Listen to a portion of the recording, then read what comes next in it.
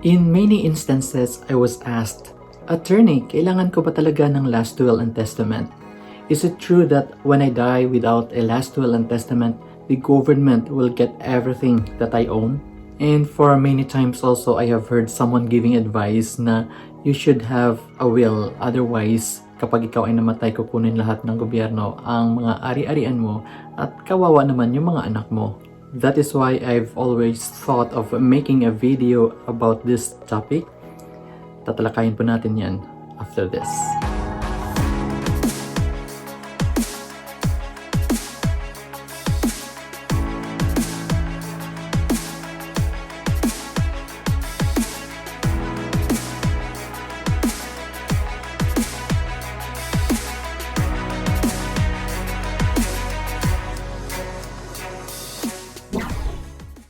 Hello everyone, kumusta po kayo? I hope that you are all doing good.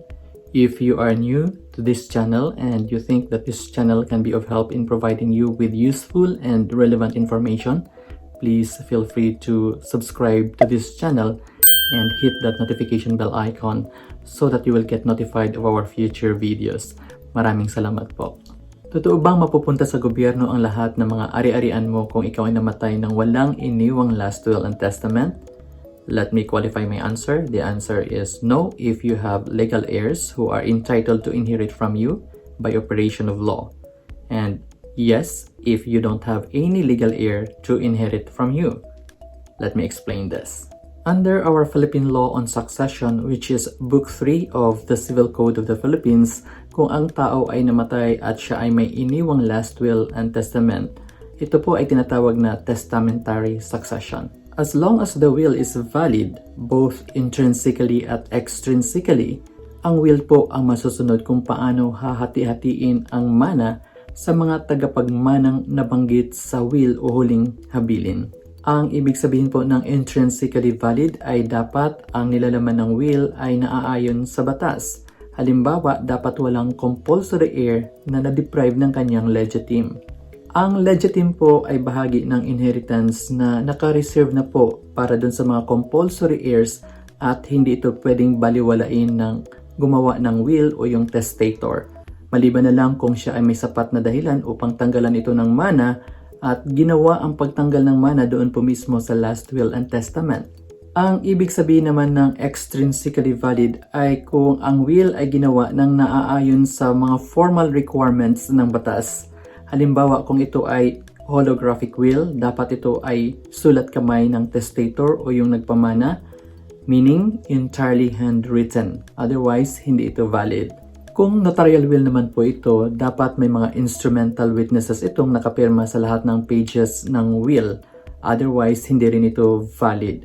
Marami pong requirements ang notarial will and you will really need the help of a lawyer there because other than that, it has to be notarized. Now, kung ang tao naman po ay namatay ng walang last will and testament, ang tawag naman po dito ay intestate succession. The same is true when the last will and testament was found by the court to be invalid in the probate proceedings. In both cases, ang magiging basihan ng paghahati-hati ng mana at kung sino-sino lang ang entitled na magmana ay ang batas. In this case, the Civil Code of the Philippines. Nakasaad po kasi sa Civil Code kung sino-sino ang mga legal heirs. And these legal heirs have the option whether to settle the estate judicially or extrajudicially. Kung wala namang iniwang utang yung namatay, mas mainam ang extrajudicial settlement and partition of the estate because it is not as complicated, as tedious, and as costly as the judicial settlement and partition. Kung nag-iisa lang naman yung tagapagmana, ang dokumentong kailangan niyang i-execute ay tinatawag na affidavit of self-adjudication. Minsan nagkakaroon ng judicial settlement and partition of the estate dahil sa may utang na iniwan yung namatay.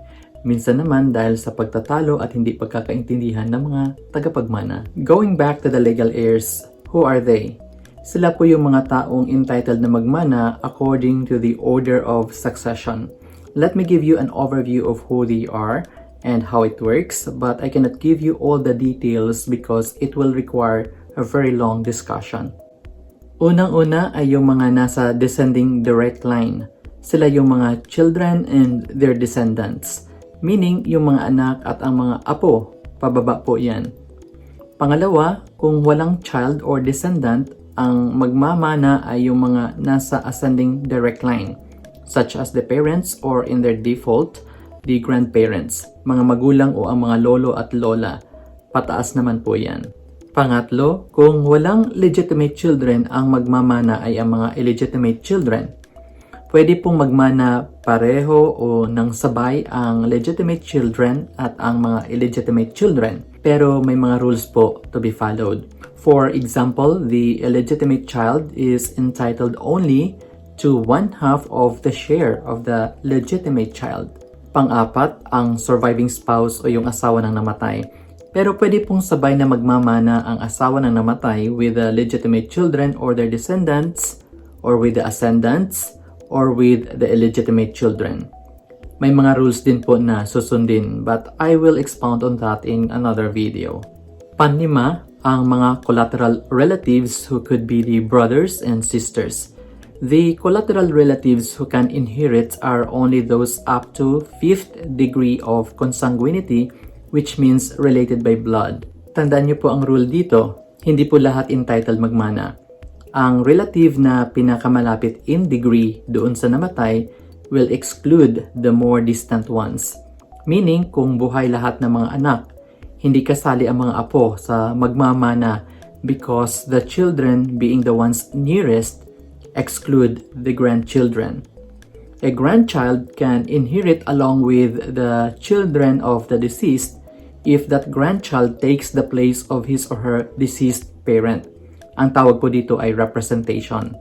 Isa pang halimbawa, kung ang tanging heirs lang ay ang mga kapatid at mga pamangkin, the brothers and sisters will exclude the nephews and the nieces, except in cases where the nephew or the niece represents his or her deceased parent. As you might have noticed in our discussion, hindi po pumapasok ang government o ang state as long as there is at least one legal heir who is entitled to inherit from the deceased ab intestado. The state or the government will step in only when there is no one else to qualify to inherit from the deceased. So, needless to say, it is not correct that all the property of a person who dies without a will go to the government. Actually, this misconception could have resulted from a confusion between the word state and estate. Ang sabi po kasi ng batas, when a person dies, all his property shall form part of his estate, and this estate shall be distributed to the heirs whether through a testamentary succession or through an intestate succession. Now, do you really need to have a last will and testament? Well, it depends on you. If you think that the law is already fair enough in the determination of who the legal heirs are and in the apportionment of the inheritance, then you do not need to execute a will. But if you want to decide who gets more of the free portion of the inheritance, then you will need a will. Just remember that you can dispose only of the free portion of the inheritance.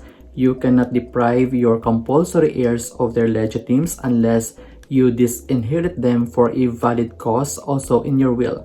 We will discuss more about the legitimes in one of our future videos. I hope that you have learned something from this video. Please don't forget to subscribe to this channel if you haven't done it yet, and hit that notification bell icon so that you will get notified of our future videos. Always remember, ignorance of the law excuses no one from compliance therewith. I will see you in my next video. Ingat po kayo.